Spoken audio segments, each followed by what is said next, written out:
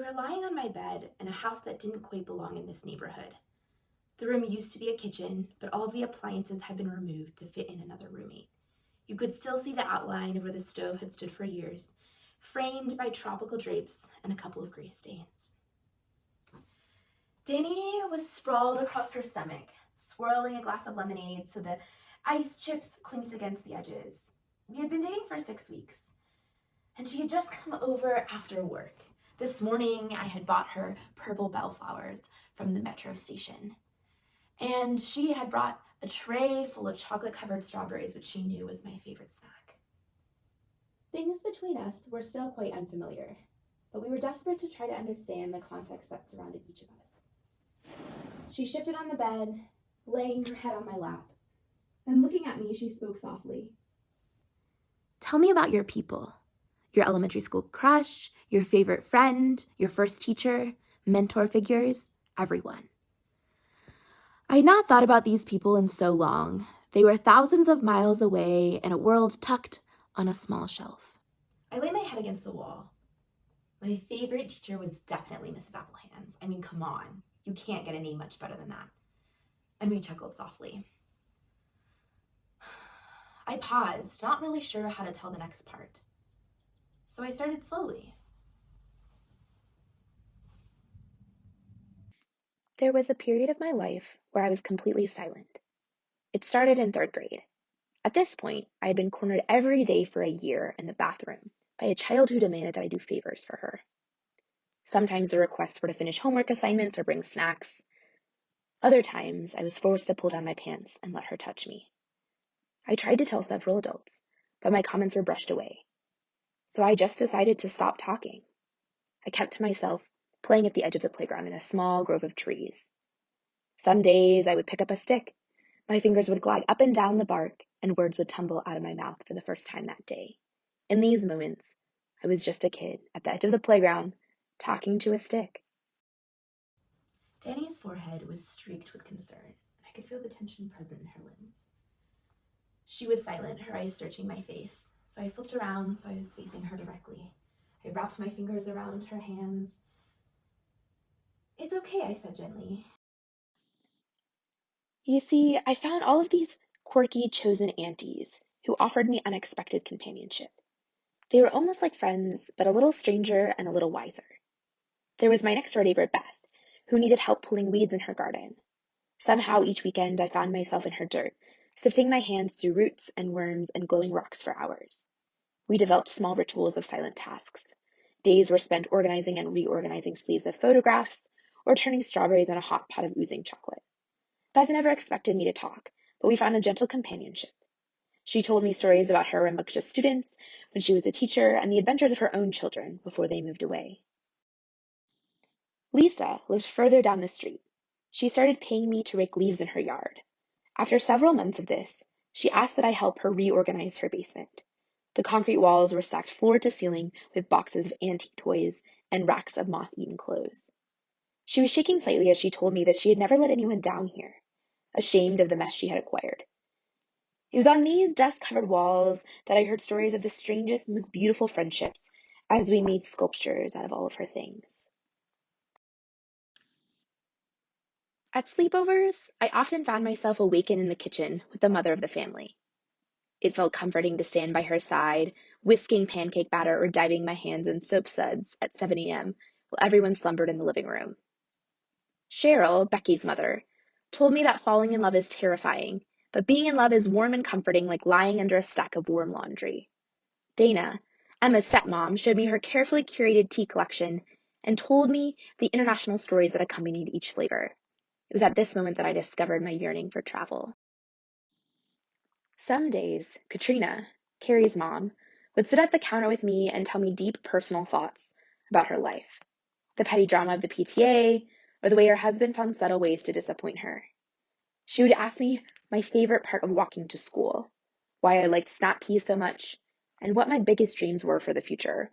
It was in these kitchens that I learned how messy and special life can be.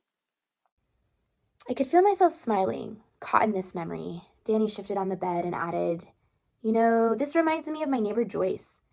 When I came out to my family in high school, my parents just left town for 5 days. They drove up to the mountains to think things through, and I felt completely alone. I had no idea how they were acting. I was just sitting on my front porch with my head between my knees. And Joyce walked up and she called to me and she said, I'm making lasagna for an event and I could use your help if you're free. We spent hours together. She let me ramble out my thoughts, and when I started to spiral, she would put me right to work. We made the best lasagna of my life that day. What was it like for you to come out to your aunties? Danny, it didn't actually go that great. So the men in my life often reacted with indifference. The uncles didn't care to know more, preferring that I simply didn't share stories, details, or partners. But most of the time, they looked at me and passed the potatoes like they always had. But the aunties were different. I was totally surprised by how I lost their companionship. My news sparked a visible discomfort and frustration in their faces. They often cut me off or asked that I just stop talking about it. I turned back to face Danny, leaning my head on her shoulder. I haven't talked to any of my aunties in a really long time. Beth has stopped inviting me over for yard work, and Cheryl won't return any of my calls when I'm in town. They've all become more distant, colder. One day, I would love for you to meet them. We could go on a tour of my hometown. I want to tell each of them that they taught me from a young age to think through problems, to tell stories, and to value relationships. I want them to meet you and see that I found the sort of love and companionship they always described.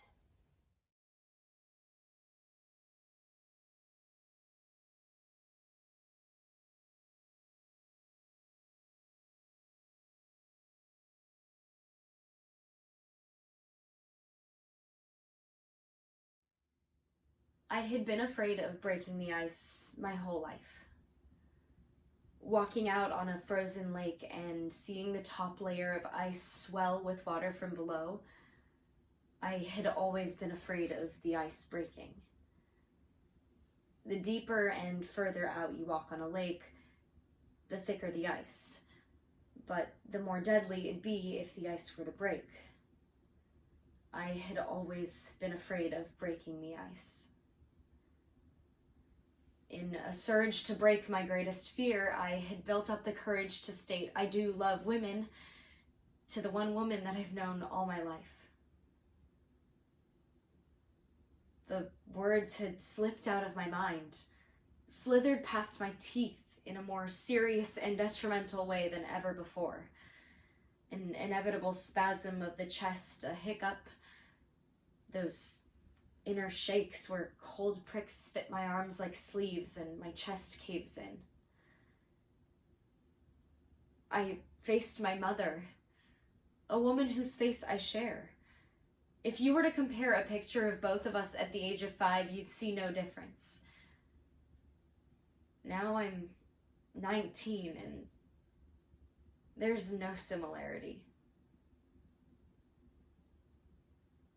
Were you raped? Ice. I heard that kids turn gay when they're raped.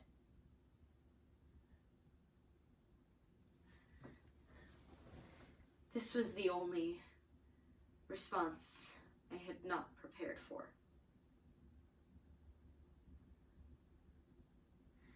The ice cracked and I fell through. Surprised that it broke after I stomped and stomped, begging it to pull me under. A sign of acknowledgement that my footprints were there. That's why you come out to the lake, right?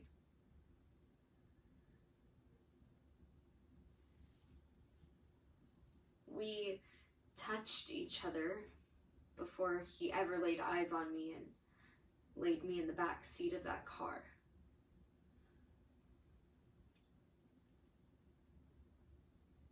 I think about the ways they think they own us. Is that what you think my love for her means? That it cannot be a beautiful romance, but is instead scarred around inside of me, only a product of what a man has done to me? I am only a reflection of him, and my identity morphed into what he had taken that night.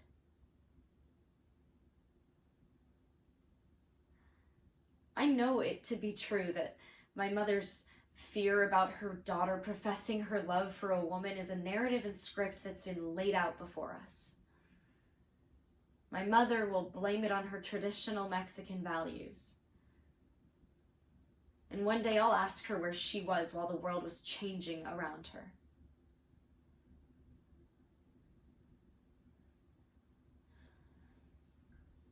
But not tonight. Because tonight was the night I broke through the ice. And there's no savior, no knight in shining armor to dive in and rescue me. I am alone.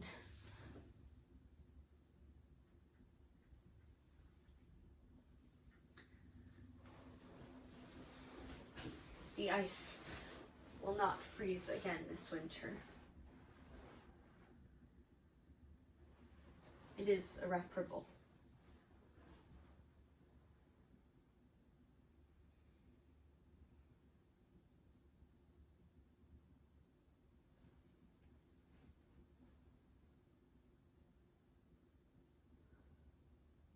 I float to the surface.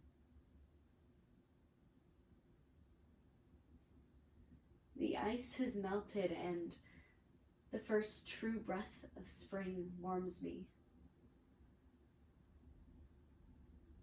And now I am warm and dry.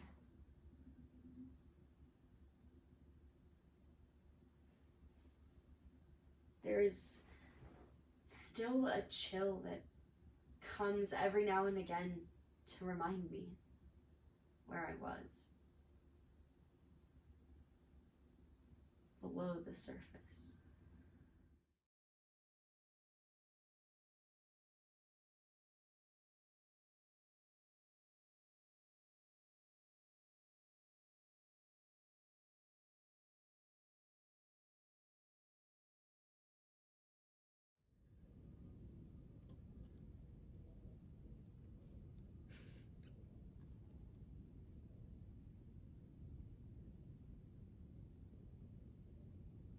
My classmate opens his mouth and outpours words that are made at my expense.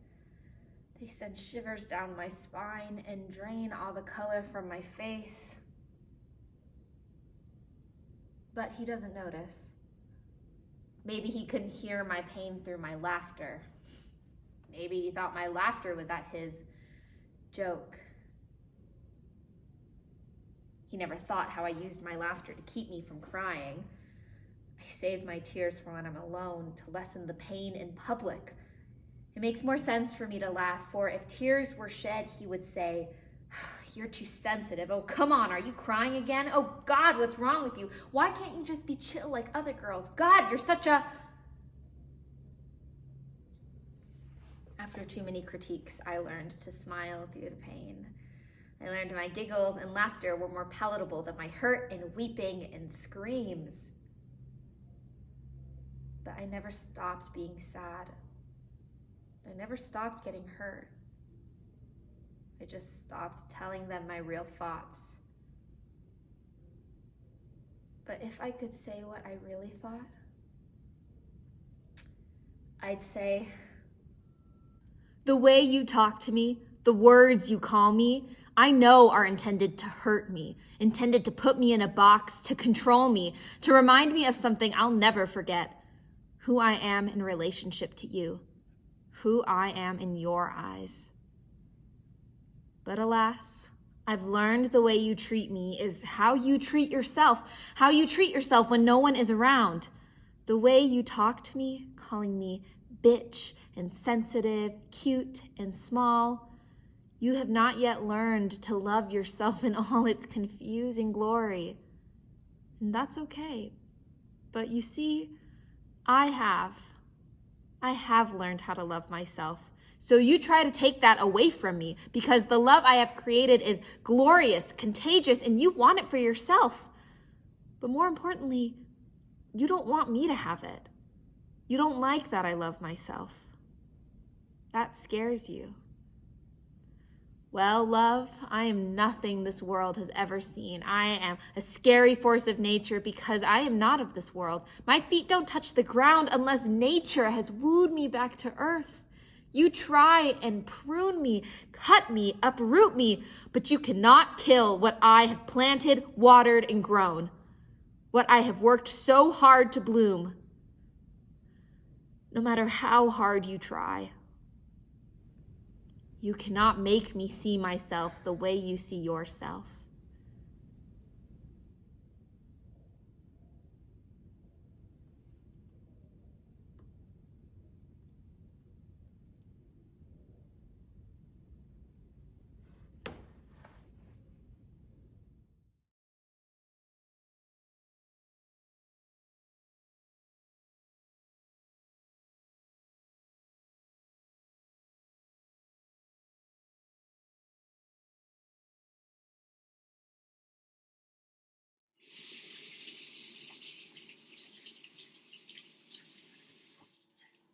Hi, my name is Martina. I identify as part of the female gender, and I was originally born a female. I am a Chicana and grew up in a heavily religious Mexican household. Throughout my childhood, I was always held up to a higher expectation than my brother and male cousins who were around my age. This is a typical thing for Chicano households, where Chicanos are sought out and more valued than women and girls. There is a differential treatment that is not limited to Chicano cultures, but is common across cultures. In patriarchy, there are privileges given to sons rather than daughters. This patriarchy affected my mental health. Being pushed to always succeed and stay within the strict boundaries is a toxic environment to be in. Sometimes it was a good thing, when I was able to succeed in school and do well in things, but the stress and anxiety of always having to be the best was exhausting. It was also expected that I cared for the younger cousins as well as the other family members alongside my grandmother who helped raise me while my parents worked. I loved helping my grandmother raise my cousins, but the downside was knowing it was expected of me. I was taught at a young age to help in the kitchen, clean the house, and cater to the men and boys in my family.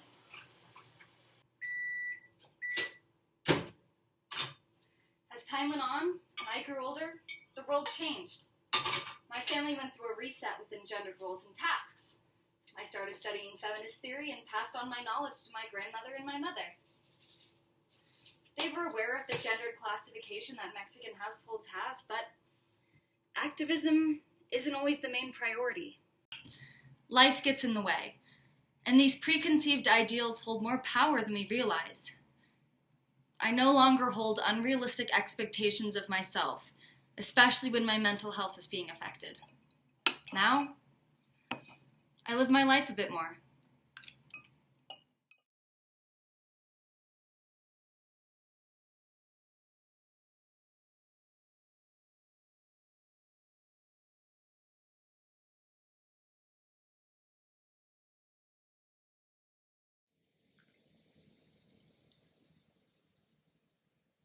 What are you?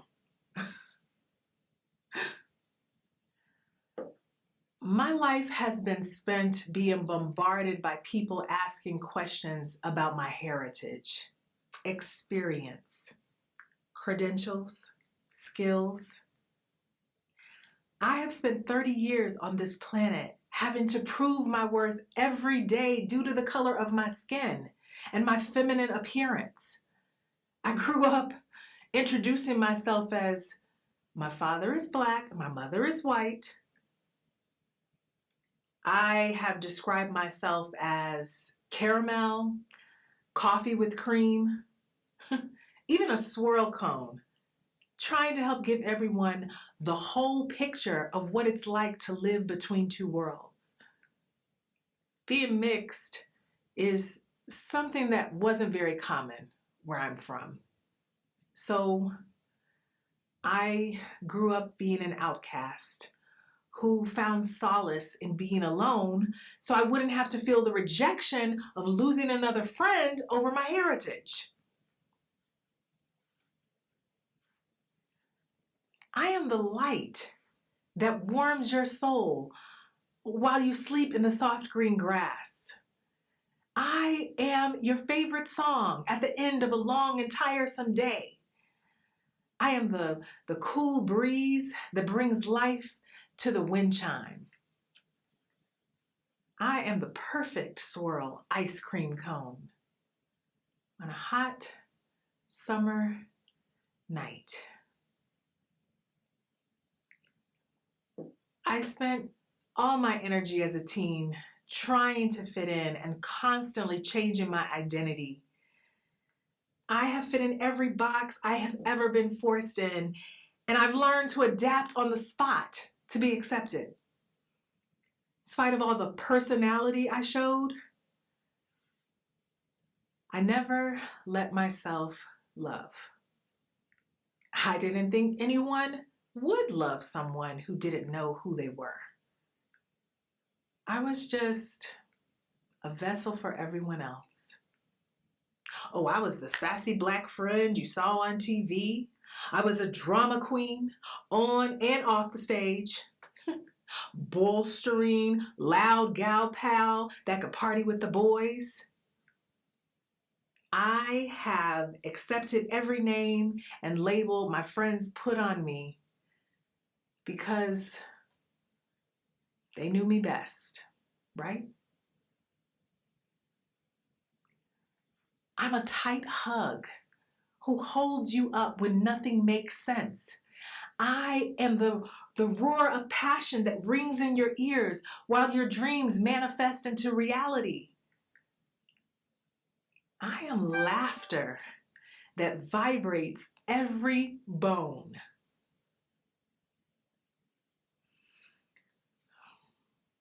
I came out twice as an adult. I felt comfortable and supported enough to let the world know that I am bisexual at 20. It took me another 10 years to come out as non-binary. I had to fight the constant negative thoughts that if I was true to myself, no one would love me. I feared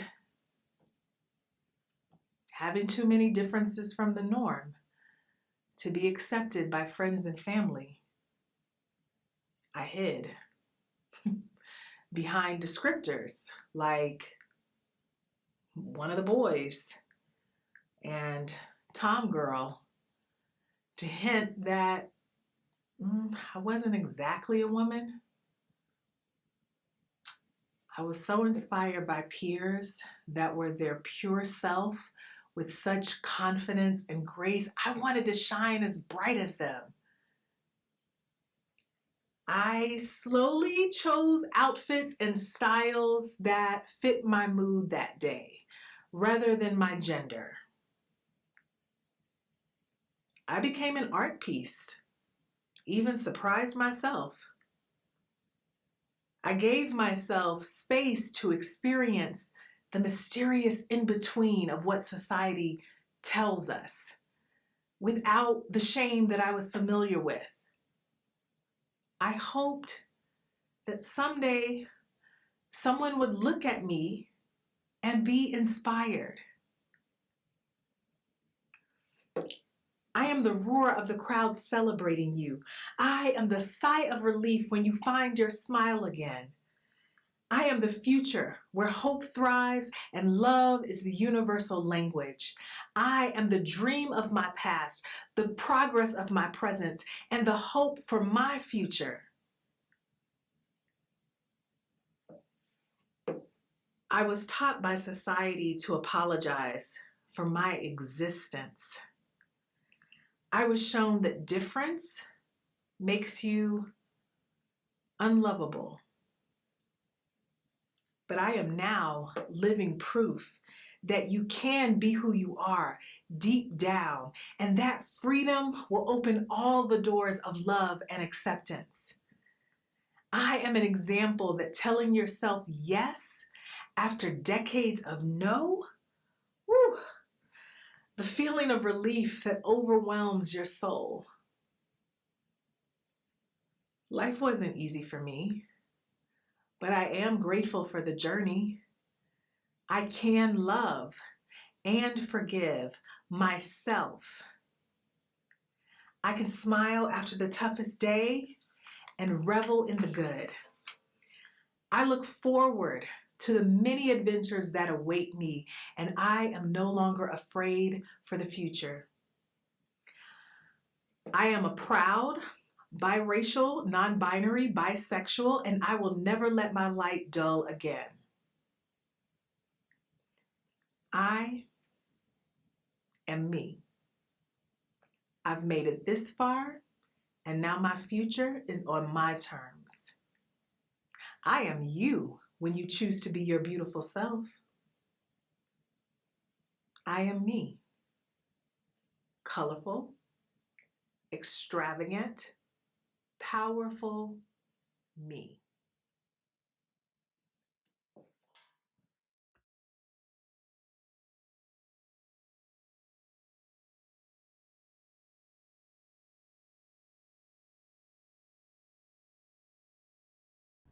Consent is love, and it's not optional for me anymore. I require love and respect, not flowers and chocolates. Consent is all I want. No means no.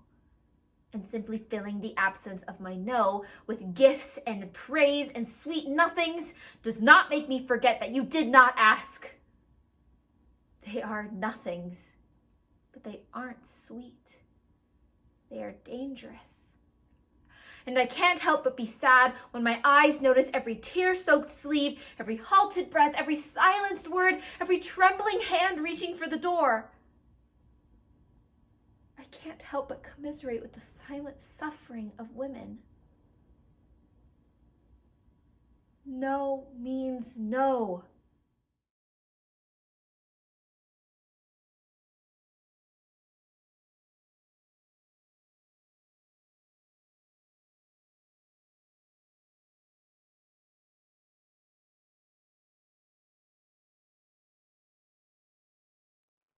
My first marriage only lasted 6 excruciating months.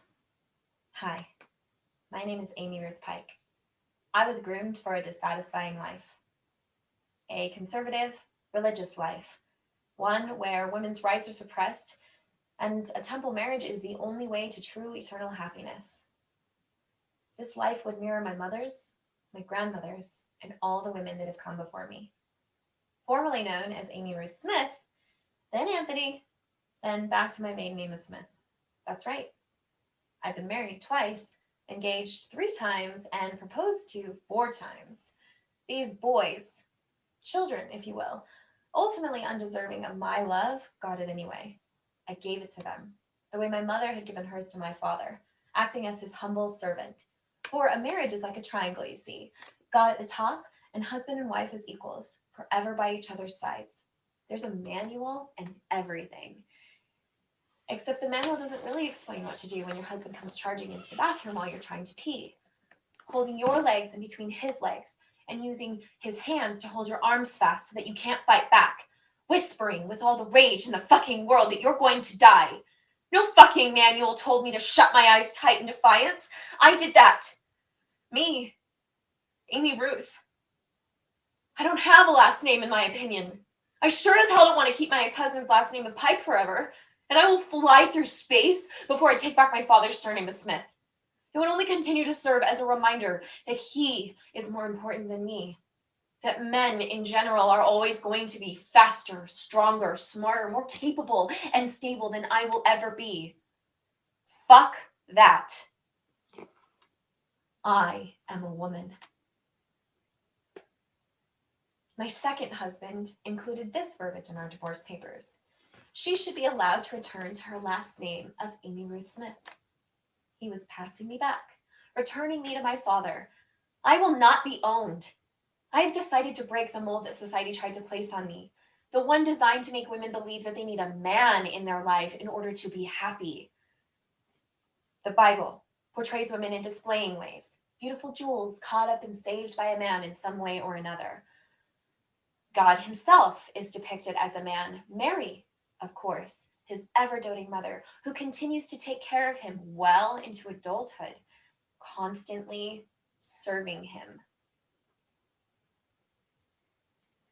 Yes, I had sought my dad's opinion on whether or not I should marry Marshall. My dad and I aren't close. I had sought his opinion because he was my patriarch, the priesthood man I am supposed to turn to for love and guidance in trying times. He told me to marry him because, in his words, he's really expecting something, Amy. You better not lead the guy on. The truth is, I didn't feel good about marrying him. The first time he messaged me, I remember wanting him to go away, to stop texting me. The first time we met in person, I remember wanting to drive away before he could get in the car. I remember wanting to pack up his suitcase, leave it out on the front porch with a note saying I never wanted to see him again.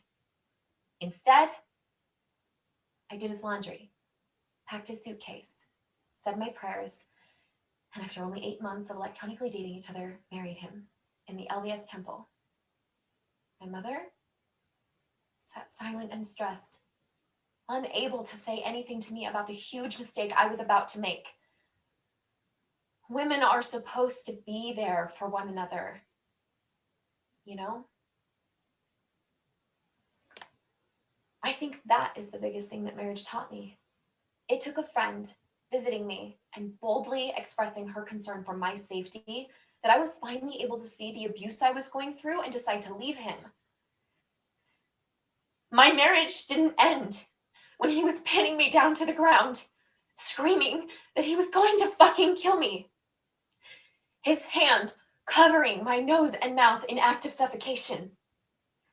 It ended when I, hands shaking, walked myself into that police station and filed the domestic report of abuse.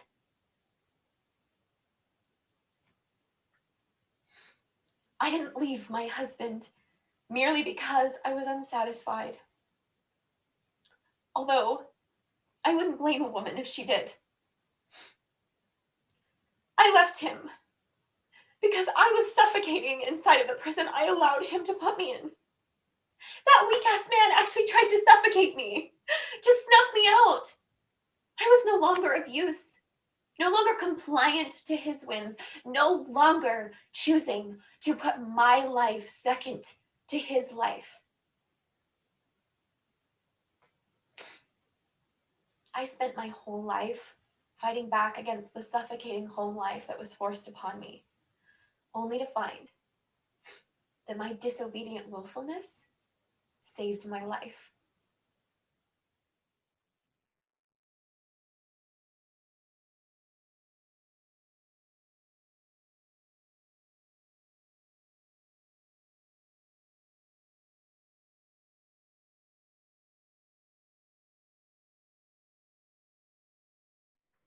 My name is Eve.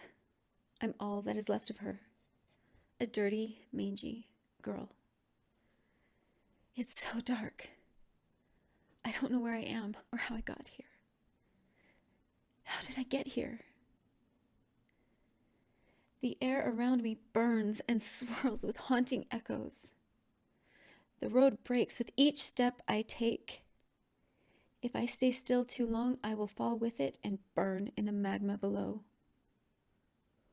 Why do I keep moving? Why do I fear death? Death would be a release. How I have craved it. To just die and forget. To exist no more. Carefully I push this broken cart. It holds the most precious parts of my heart. Moments when love interrupted the pain. My children, feeling their little arms around my neck. And memories of those who loved me. Compelled as if controlled by an unseen force, I continue on this road. On either side, I see, I feel, I remember everything they did to me. The men, the women, so many years and moments. I hear their voices. I feel their touch. the icy cold, the burning, searing pain, the terror that overtook me. I feel the torture raging through my little body, how they purposely broke my mind into hundreds of fractured pieces. I remember the moment I lost myself forever. I remember what my own hands had to do. God, why? Just let me die! Please let me go! Still, I must push this little cart. I must continue on. All along this wretched road, every fragile moment in memory I held on to falls out. I cannot save anything. Everything I tried to create and cherish, all of my reasons to continue on have burned and are gone as if they never were. Yet, those haunting memories and nightmares remain, stronger than ever. I no longer resemble a girl or even a human. Most of my flesh and clothing has burned. This journey has taken what was left of me. A castle looms ahead. It would be beautiful if it weren't so dark. Demons guard the gate. Who would want to enter? All that is in me insists I flee, yet I know that is where I must go. The demon's gaze pierces through me as if I have no form. They seem pleased, triumphant that I have arrived and let me and my broken cart through. Why am I still laden with this cart? Why did it not burn with everything else and at least relieve me of one burden? The apparitions and haunting memories that lined the road are now magnified, and the sounds of terror echo in the halls and through my entire being. It is maddening. The pain, screaming, and horrors assault me. As I enter the room, I see my captor. A darkened remnant of a man. Skeleton or flesh, I cannot tell. The stench of death is suffocating. I try to look away, to forget again, but I can't. He points to the fountain in the middle of the room. I know I must go, but I can no longer move. Full of fury, he rushes toward me and grabs me by the throat. Forcing me to the fountain, holding my face over it, he insists that I look. Slowly, I open my eyes. To my horror, I see in the fountain of blood, not the reflection of a girl, but of him. Somehow, in all of this, in all of the loss, in all of the lies, in the chaos, in the pain and suffering, I have disappeared, and only he remains. I feel as though I am gone. Still holding me in his skeletal hands, I am dragged to the cart. A small, delicate box rests inside. I have never seen it before, yet somehow know it belongs to me. It glows like the stars. It is beautiful and interrupts the horrors of this dream. Snarling, he grabs it and insists I open it. I cannot respond. Shaking me and emitting sounds that deafen me, he insists. Yet I cannot. In fury, he throws me across the room. I land in a heap. It feels as if all within me is crushed. Helpless, I watch him try to break it. In madness, he slams it against the floor, against the wall, and with his sword, yet it will not break. He cannot affect it. His screams are piercing, and I'm sure they will shatter the universe, at least the walls of this castle. Frantic, he runs toward me. Pain and fear overcome me, and I can no longer stay. As the darkness envelops me, I give up the fight. Maybe now God will release me. Maybe now he will let me die. I wake near a small brook. Everything hurts. Everything burns. I see that little box just in front of me. I cry out in pain with the effort to move, reaching for the box. I take it in my hands and pull it towards my chest. He could not break the box. Somehow this little box made of stardust and light holds the truth. I do not notice the light as it begins to slowly enter my chest. I have begged for the release death would bring. But now, maybe now, holding truth, I dare believe there is more.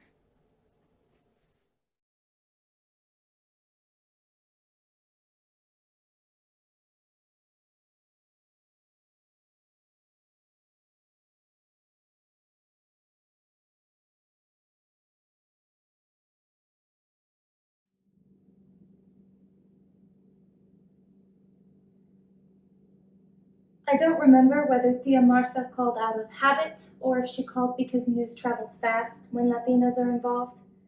Maybe it was me who called. Or maybe the call happened because my tia could sense the loneliness that echoed from the bowl of my body across the distance.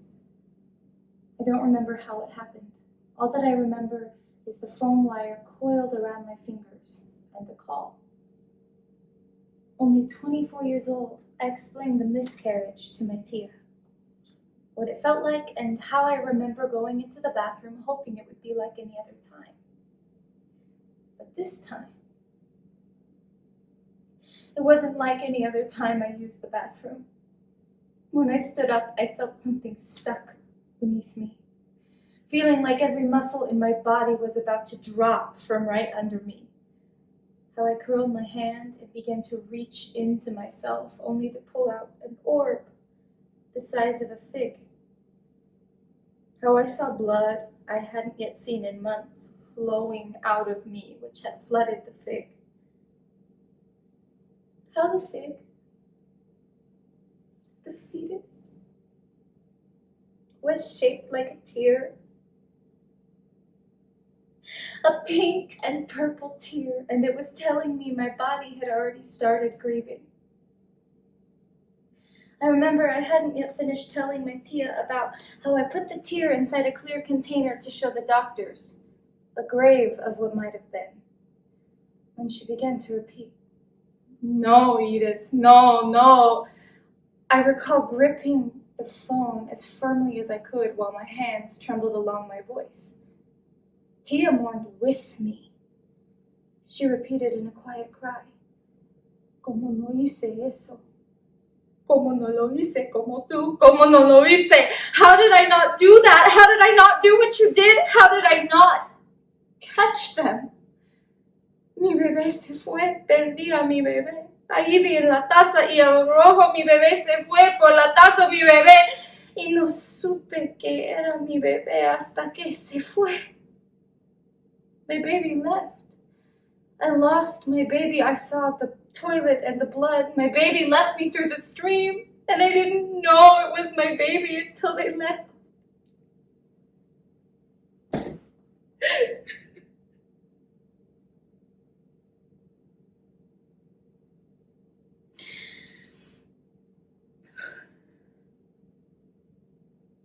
Tia and I cried together.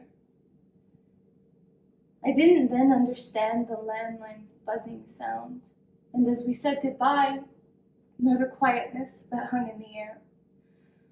I only thought about how I had held my tear in my hands, holding the promise of hope that had only been like a silent whisper, a flicker that would never light with the world.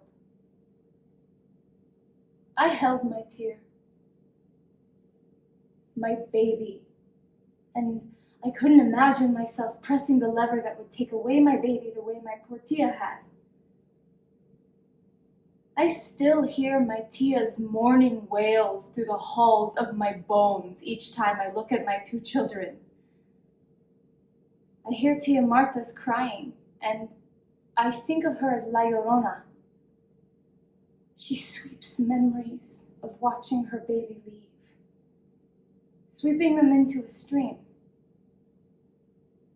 Mi bebé se fue. Se me fue mi bebé.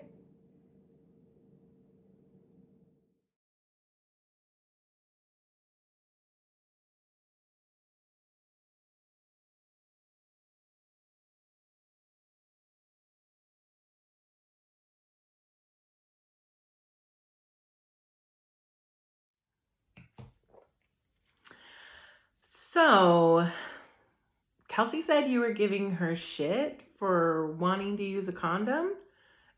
Don't start. I know it's true, and I also know it's kind of shitty of you.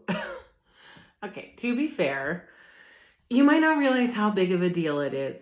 Yeah, of course, because of pregnancy and STDs.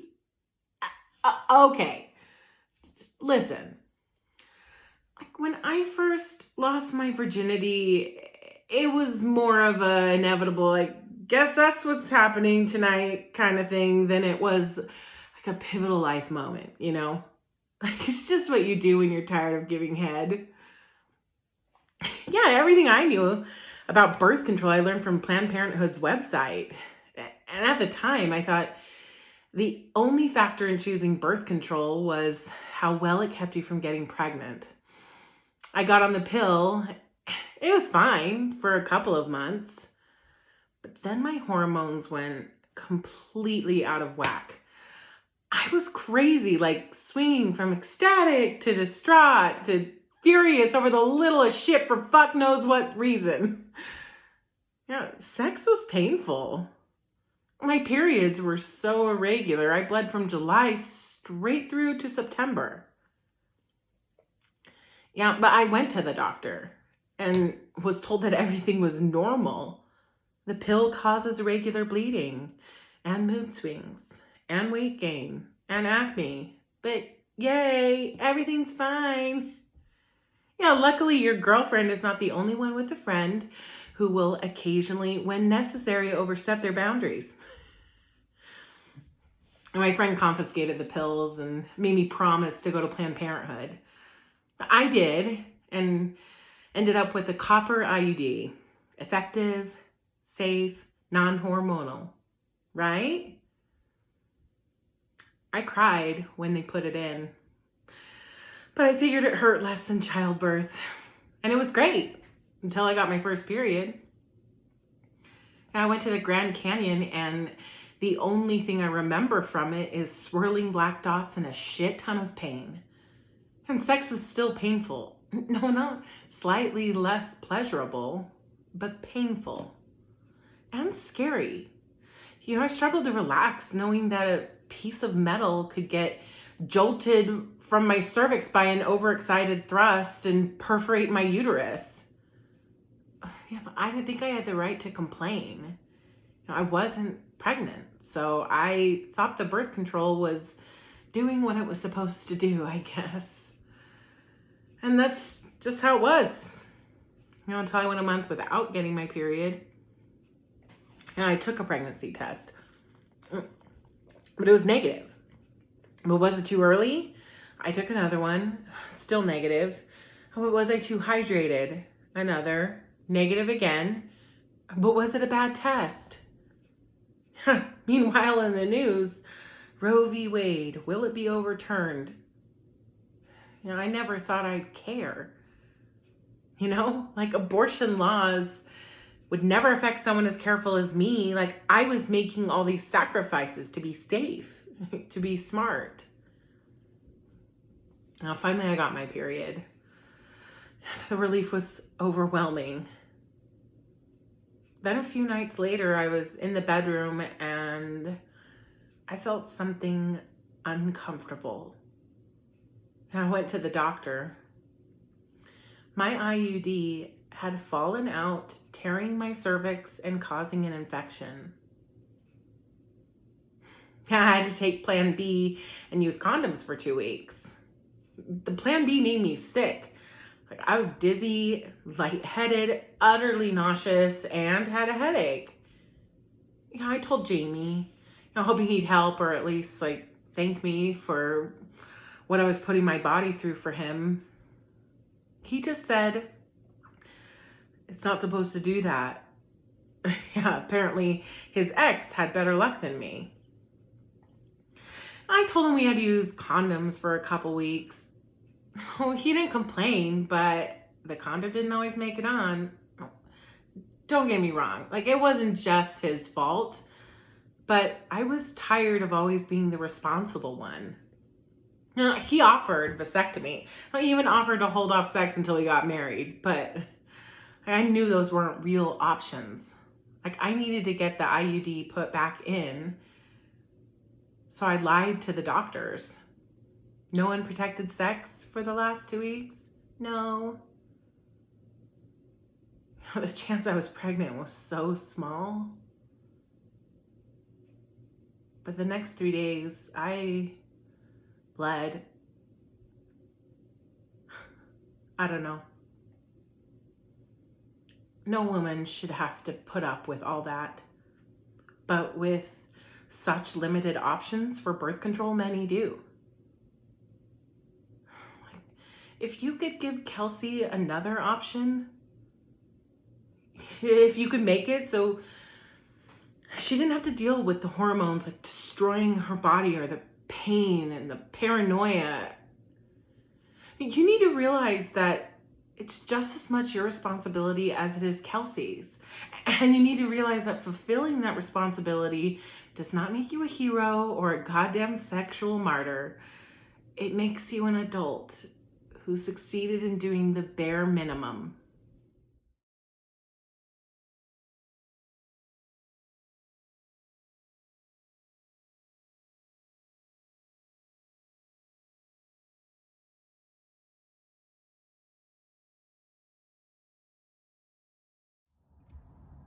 My car's name is Midas, but I call him Mighty. We are mighty. While scrolling through Instagram, a pink pop-up ad informed me, with 25 hours and a car, I could earn a decent weekly living. Driving rideshare provided me a level of flexibility. It took me 6 months, but I found my rhythm. Mighty became a tidy little cubicle. I served water, gum, snacks, and smooth rides. The atmosphere of the ride was up to my rider, wherein they could sit in silence, engage in idle chit-chat, or meaningful discussion. I wanted our shared space to be a safe space, where listening and advice flowed in both directions. I picked up Smith at the 7-Eleven. His ride had 2 stops. He was on break, headed to his apartment, then back to the 7-Eleven. We chatted easily. I'm a student, he is a server. I have a partner, he has a partner. He doesn't have any pets, but he wants a dog. I have 3 cats. I swear they're plotting my death. We laugh. COVID-19 has been life-altering, but we both have work. People need food and rides. We both work 7 days a week, and so it went. Smith asked me to drop him off at the restaurant across the street, close to the 7-Eleven. It is where he works. He has made a habit of placing his pickup pin at the 7-Eleven because it's easier for drivers to find.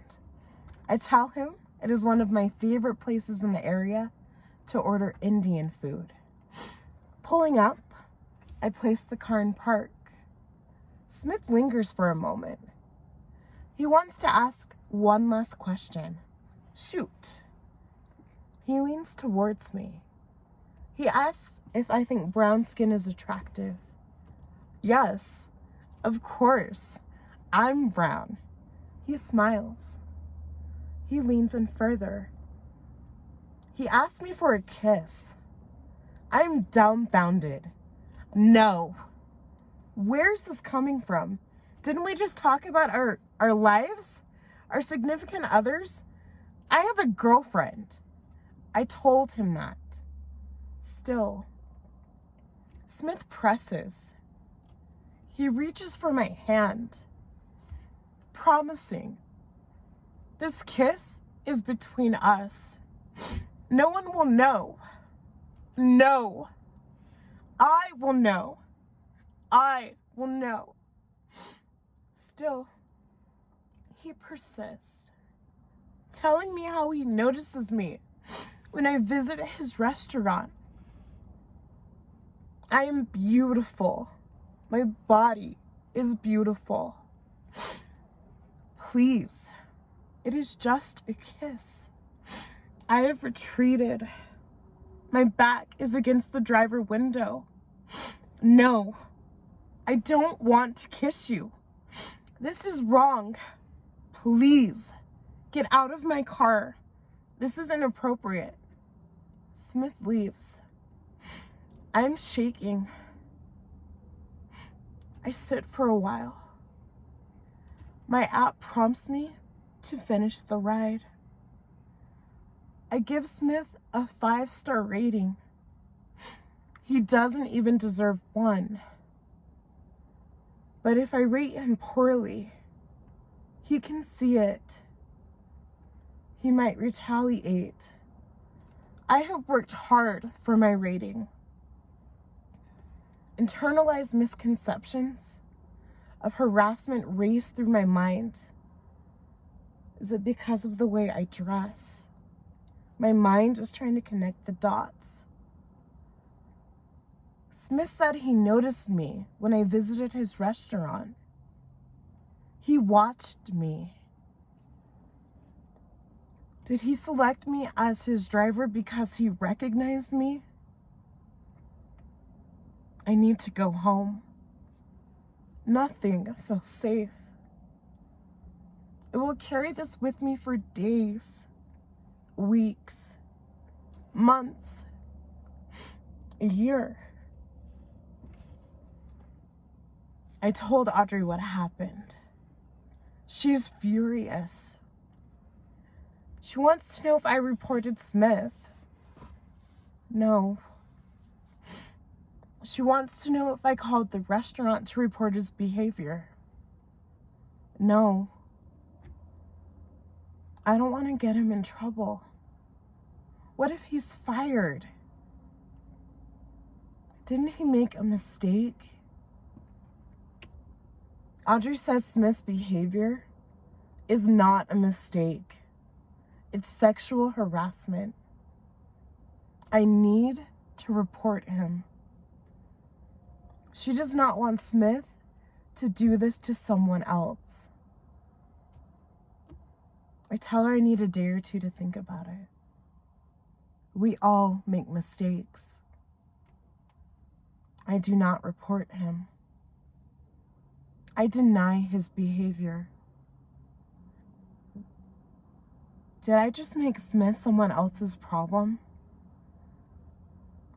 This has happened to me before. I didn't report them either. Why? Because he didn't touch me? Am I rating this experience in physical harm? Have I rated them all as such? Audrey says I'm conditioned. So, how do I break the cycle?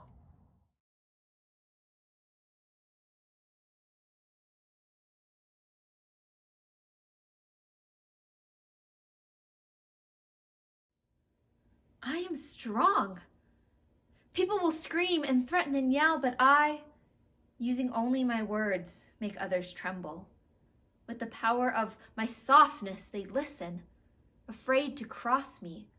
All because using only my words, I make others know my worth. My value is not weighted against your fear of me. I will never scream back to make you listen to me. People always told me they hated my voice. As I got older, I realized it wasn't my voice they hated. Rather, they hated the words I had to say. I don't care if you hear me, but I will never stop speaking. I am strong.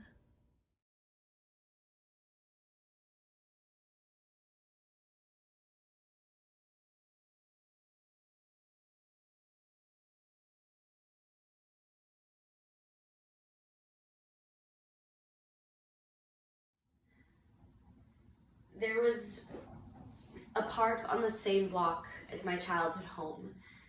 nestled between a white suburban street and a white suburban cul-de-sac. Here I made stupendous chains of clover flowers. You know the type. Tiny, shapeless, white, relevant to adults only in their correlation to bee stings. They grew in abundance in my neighborhood, at the park, in the patchy yard of my elementary school, and on the soccer field, where my parents discovered, to their disappointment, my incompetence and disinterest in the Little League. I was a champion flower tire. My family had 3 daughters, as did the family 2 doors down. Among the 6 of us, I made bracelets and crowns for everyone, and once even a jump rope, because my nimble fingers could connect even the shortest of stems without sapping them. The other girls became flower gatherers, or, in my mind, subservient crown makers. Our combined efforts transformed us daily into 6 bedecked flower princesses, complete with braided hair and dirty bare feet.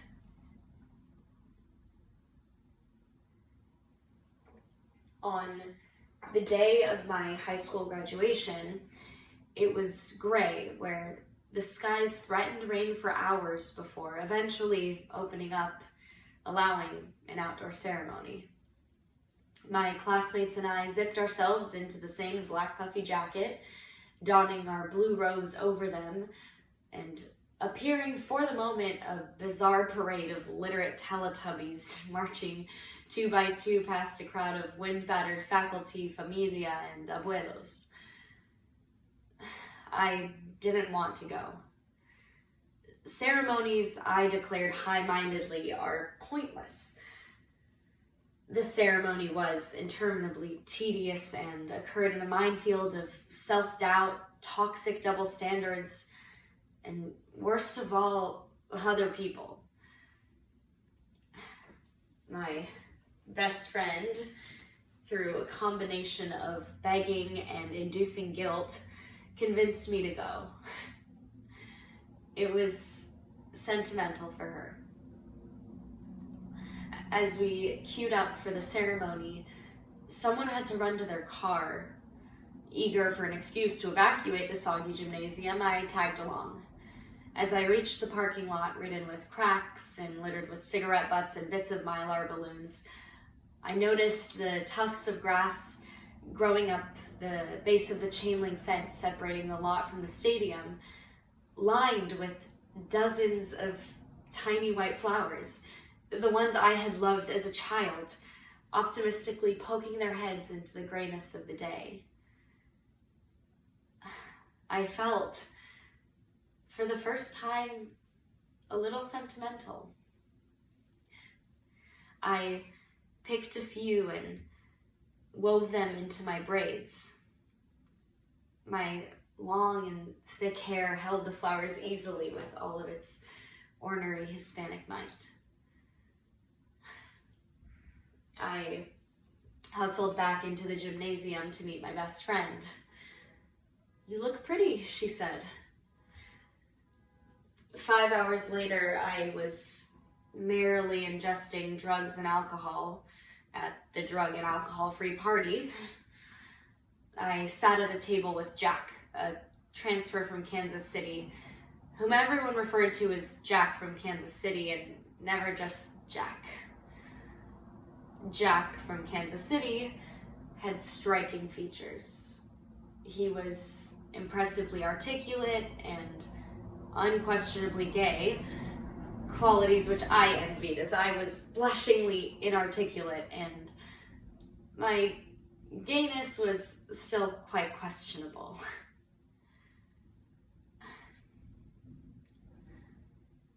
Jack handed me a pill and I swallowed it. It was blue.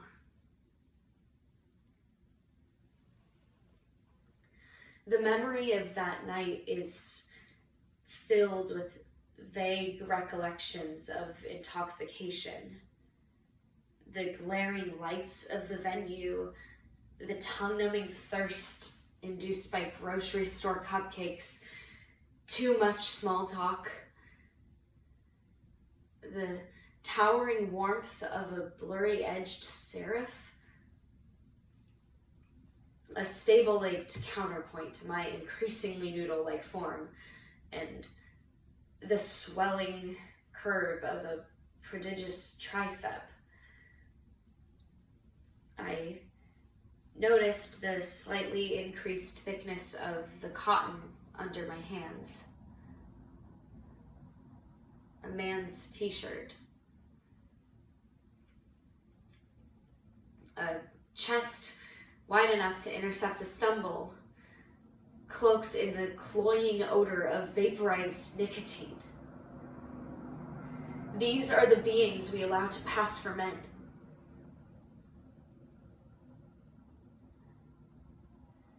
It was in the bed of this creature that I woke up at noon the next day.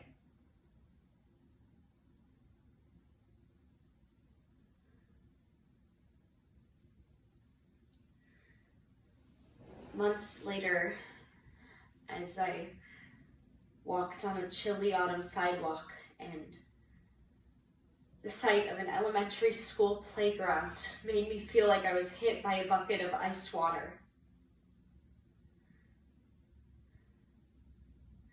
Standing frozen to the concrete, tears choked their way up my throat. An unwilling memory took hold, and it was this.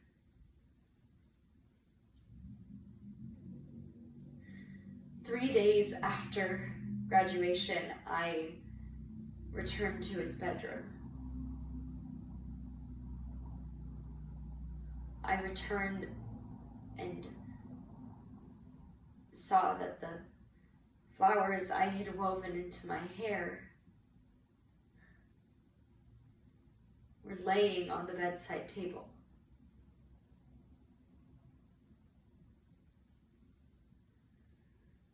Lined up, side by side.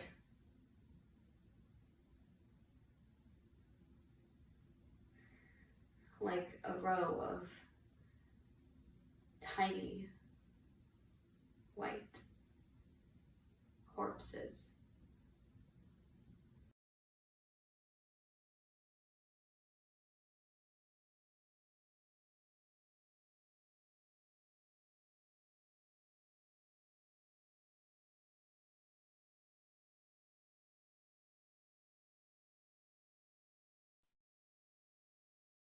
As I climbed into the passenger seat of the silver Honda, I let out a sob.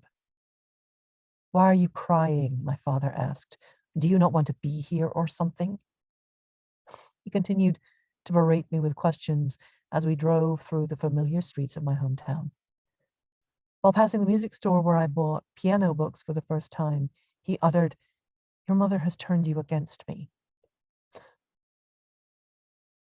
There was an unbearable sadness that rushed over me when I was told we were going to Arizona.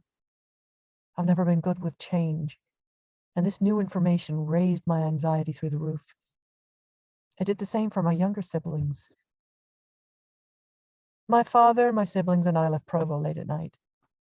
There's something eerie about Provo in the middle of the night. The streets were empty, the only light coming from the street lights that lined the main road to the freeway.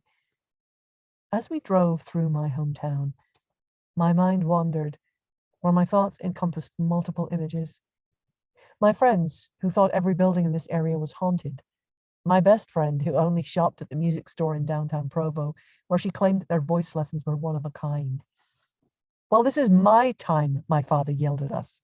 "You should be excited to spend time with me." I felt terrified every time we climbed into the silver Honda.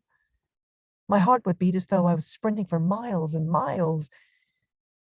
After the first time my dad exploded in the car, we all quickly learned when to stop talking. My brother was 7 when my dad told him he had to walk home. He'd been crying about not being able to play with one of his friends. "You are an ungrateful little bitch," my father had screamed at him from the front seat. "I'm not going to drive you home if you treat me this way." And with that, The silver Honda jerked to a stop, pulling over. My brother was yanked out of his booster seat, tears flying down his face. He screamed my name helplessly and hung onto my arms. My stomach dropped. My father was bigger than him by a lot, and stronger than my 3 siblings and me put together. My younger sister rushed out of the car and started hitting my father as hard as she could. "If you make him walk home, I am going with him," she screamed. With that memory clear in my mind, I shot my brother an annoyed look when he mentioned that he would be missing his soccer camp during the drive to Arizona. I was annoyed too, but I didn't want anyone to be kicked out of the car again. I breathed a sigh of relief when I saw that my siblings had fallen asleep. The silver Honda only had 5 seats, so my siblings squeezed into the back seat. My father, sitting in the driver's seat, was still trying to talk to me, even though I was clearly not listening to him. "Why are your siblings acting like brats?" my father asked me at least twice before I registered that he was talking to me. "I think they're just disappointed that they had to miss their sports camps," I responded as diplomatically as I could.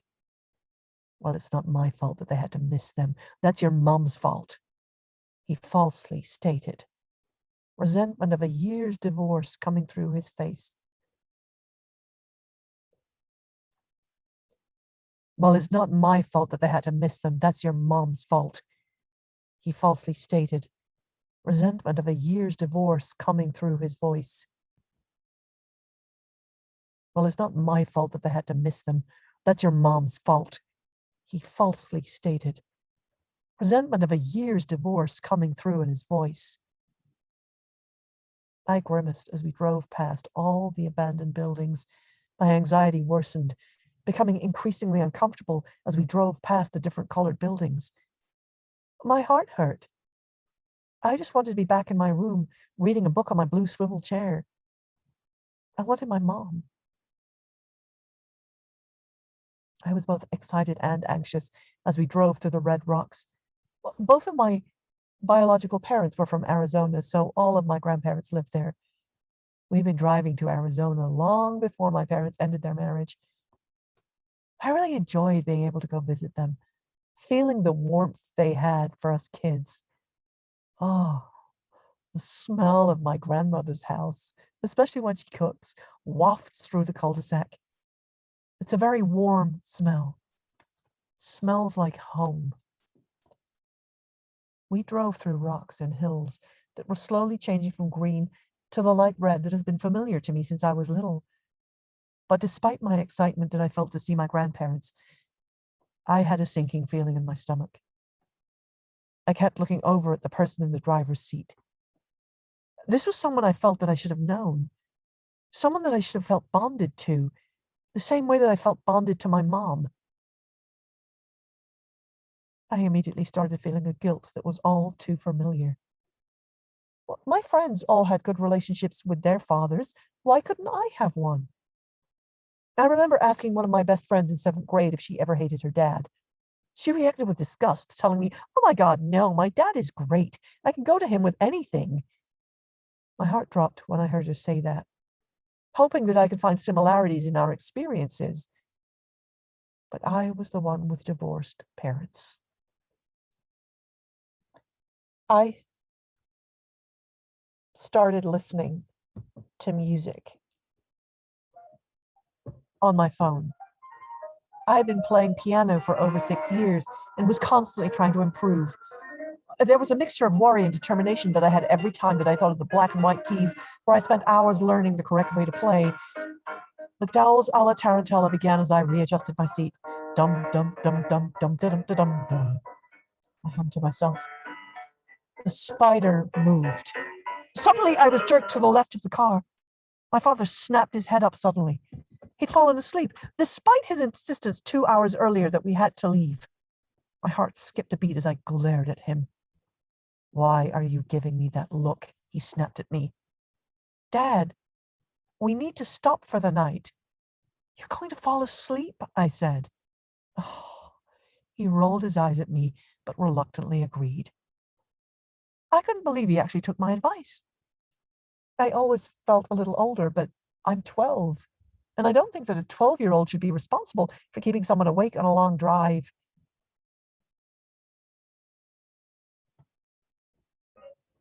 Dum dum dum dum dum dum dum. McDowell's tarantella played in my ears. The spider was moving back and forth. We went to a hotel that I spotted about 2 miles behind us. There was no other way to describe this other than this hotel was in the middle of nowhere.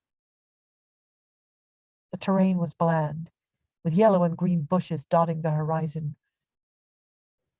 But there is a certain kind of dirt you can only find in southern Utah. The dirt is speckled with red, and the red dirt continues as you move farther and farther south. This hotel was the only place for miles. At 2 a.m., as we pulled up to the hotel, I saw that it was covered with thousands of small grasshoppers. The hotel was the size of the Best Western, fairly big, but it was still covered in thousands of grasshoppers. I've had a fear of grasshoppers since I was small. Something about them jumping around, you can't predict their movements, and that is terrifying. It was 2 a.m, and I started praying internally that this hotel wasn't closed. Otherwise, we would have to sleep in the car, and my father's erratic behavior was getting more and more erratic by the minute. He stared off with a dazed look as soon as he parked the car. I felt my heart race even faster. I couldn't explain why he was acting so weird. He would sometimes get weird moods and not want to talk to anyone, or just pull over to the side of the road and stay there for an hour and stare out of the window. I grabbed my dad's wallet and jumped out of the car, internally screaming about the number of grasshoppers that were jumping all over me. I still had my headphones in at this point, the spider repeating its dance on the piano. I threw my phone and headphones into the pocket of my sweats as I entered the lobby. A 12-year-old should not be able to make a hotel reservation, but I must have looked so desperate to the night concierge that she allowed me to book a room for the night. Then I ran back to our silver Honda, repeating in my head, "There's no grasshoppers out here. There's no grasshoppers out here." By this time, my siblings had already gotten out of the car with our things. My father reluctantly followed them and asked me how much the room had cost. I didn't answer him, just took my brother by the hand and led him into the bleak hotel. I hated this. I just wanted to sleep in my own bed and not have to deal with acting as a parent to 3 younger children, especially when I knew that we did have parents. We walked down along the long hallways with brown walls and the green carpet. My sister slowly fumbled with the key, and I grabbed it from her, mumbling something about how I just have to do everything in here. I took the room. There were grasshoppers covering the entire carpet. I screamed and felt close to passing out. I'll sleep in the car.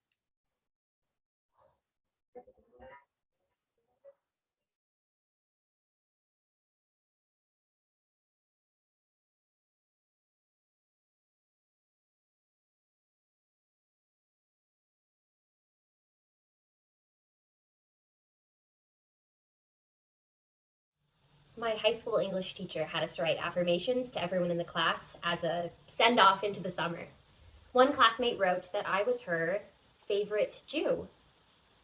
Even though she meant it as a compliment, being someone's favorite Jew is, first of all, kind of an odd compliment, and second of all, isn't that hard in Iowa City.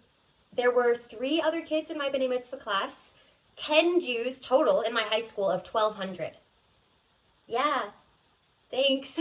I'm glad I'm your favorite, but who was I really competing against for the title? It didn't feel like much of an affirmation, but I laughed and thanked her anyway. Jessica, the classmate who dubbed me her favorite Jew, was a biracial ex-Mormon mock trial lawyer. It was safe to say she knew a thing or two about living in a marginalized identity, even more so than I did. So I tried not to take her affirmation too seriously. But I always wondered what she meant by it. My bat mitzvah, my inauguration into Jewish adulthood at age 12, did not feature a large crowd, an expensive dress, or a cupcake-themed after party. My mother was firm in her belief that my bat mitzvah should not be about anything but the service and the baked potato bar. That part was my idea. For all of our meticulous planning, there was one detail of the day that I didn't see coming. One of the Shabbat regulars, a woman who always made sure to let me know if she was bringing chocolate cake to the oneg, stepped up onto the bima. She gifted me a gold Star of David necklace, along with a black and white photograph of the woman to whom it had originally belonged, a Jewish woman in Europe during World War II. Even without knowing the history behind the necklace, it was a clear signal of the wearer's Jewish identity and an indicator of their pride. I was excited at the prospect of letting the world know who I was without having to actually tell them first. My mother, not so much. Raised by 2 immigrant Holocaust survivors, one of whom pretended to be Catholic to survive the war, my mother was wary of me expressing my identity so publicly. I have never worn the Star of David necklace. It seems a small price to pay for dodging potential danger, but it still makes me sad sometimes. I don't remember learning that my necklace, my ethnicity, could attract unwanted attention, but I have always known. Just as I have always known that men see me wearing short shorts or a romper as an invitation to engage. I count myself lucky that I don't have to tell anyone if I'm Jewish, if I don't feel safe. My Black and Indigenous siblings do not have this luxury of getting to reveal their identities where and when they so choose.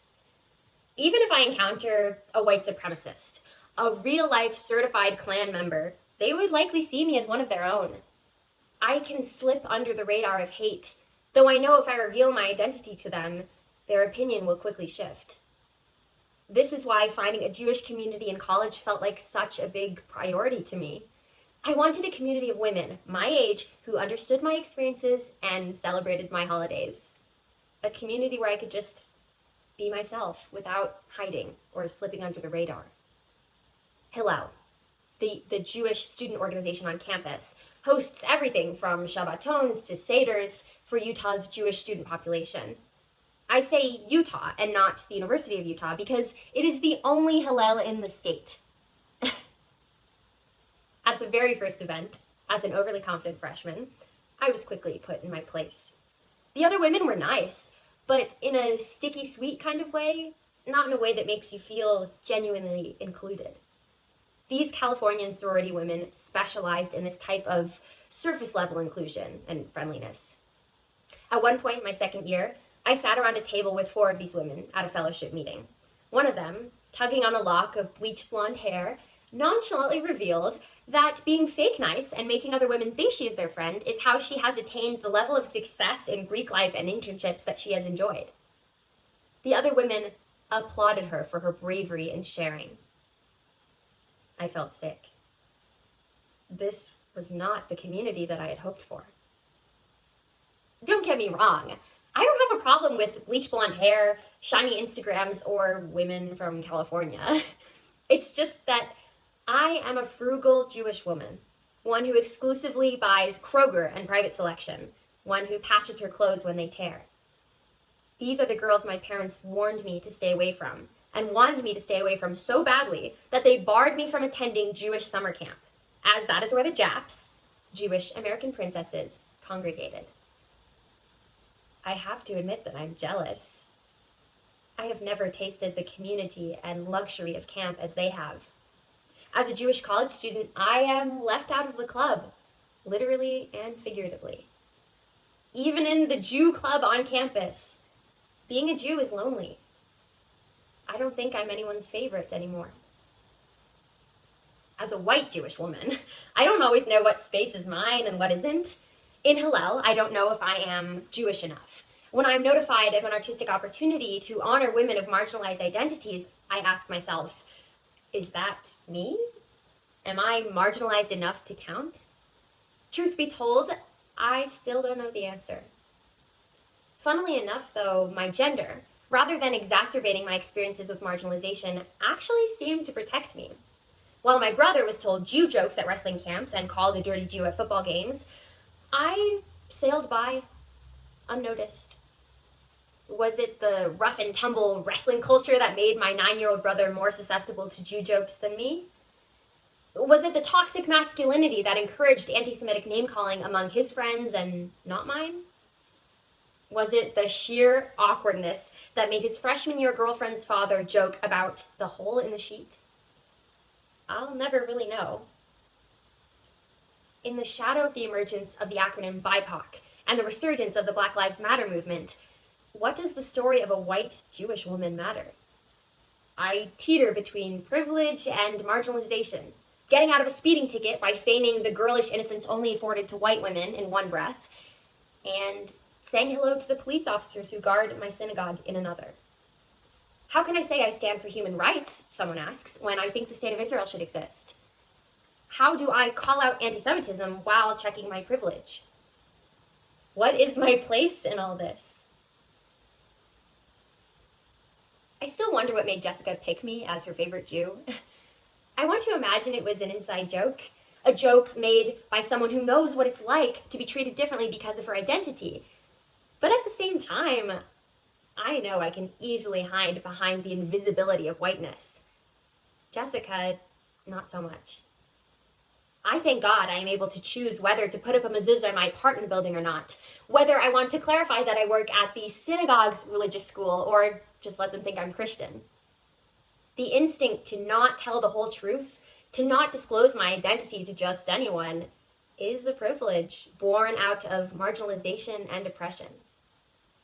I toe the line between two worlds, hopeful that one day I, and my Black and Indigenous siblings, will be able to live as our full selves in any context without fear or trepidation.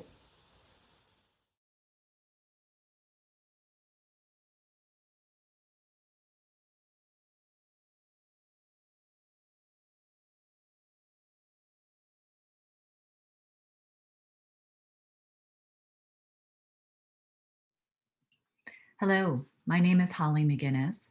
I am also known as Ihwa Young. I was adopted from South Korea and raised in an Irish Catholic family. I wrote this piece on March 17th after hearing the news of the massacres in Atlanta, Georgia. The piece is called Rage. Survival, avoidance, and fear moved to rage, acknowledgement and seeing the truth of what is. Return me to centeredness. I write, fire's out, but the embers still glow. I don't know which way this will go. The fire has consumed all that I had to give. I am now left tired, no energy, a vague sense of dread. Rage is an all right emotion, but it tires out too quickly. I am left empty. What else instead? Eyes wide open, the things will continue to go this way until we are truly able to say to each other, you are my brothers and sisters. I would never treat you this way. You can have your likes and dislikes, your good days and bad, but please stop killing because you are mad. Instead, turn that rage towards the hurt that you carry to a culture that also says you are not good enough for any. There within you is where to begin, to learn to grow love, accepting yourself, and then each other as family and kin. Thank you.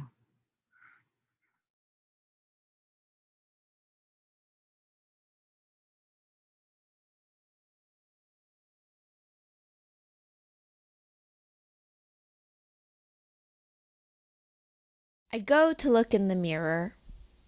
I feel so magical, fierce, dangerous, powerful, a glorious force of energy that blinds any negativity in its path.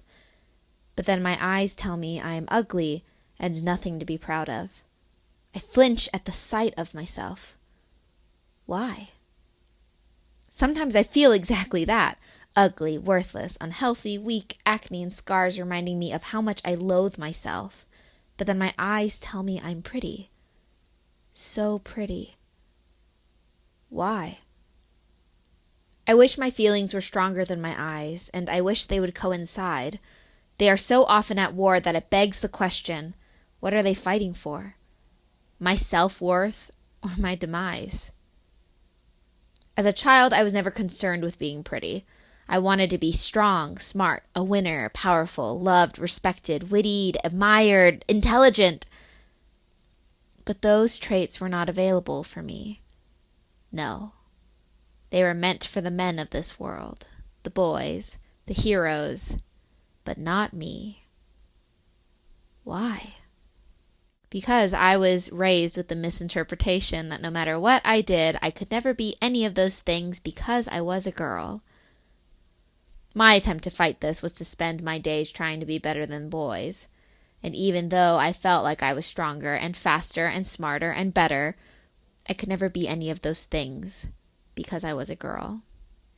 And after years and years of not being good enough, being judged, being harassed, being belittled, I assumed being a girl was the thing holding me back from being what I felt like on the inside.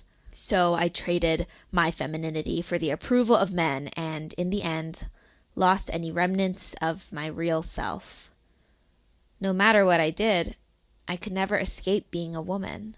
I was just a girl, with a pretty face, long hair, a skinny body, cute and contained.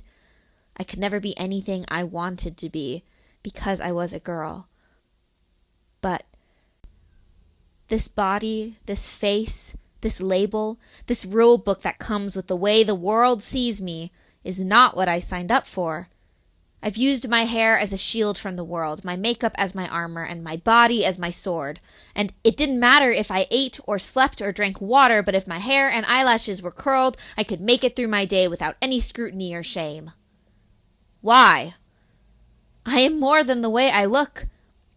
I want to create my life by not abiding by the world's set of expectations of how to be a woman, because I will not be damned for a bad hair day or baggy eyes.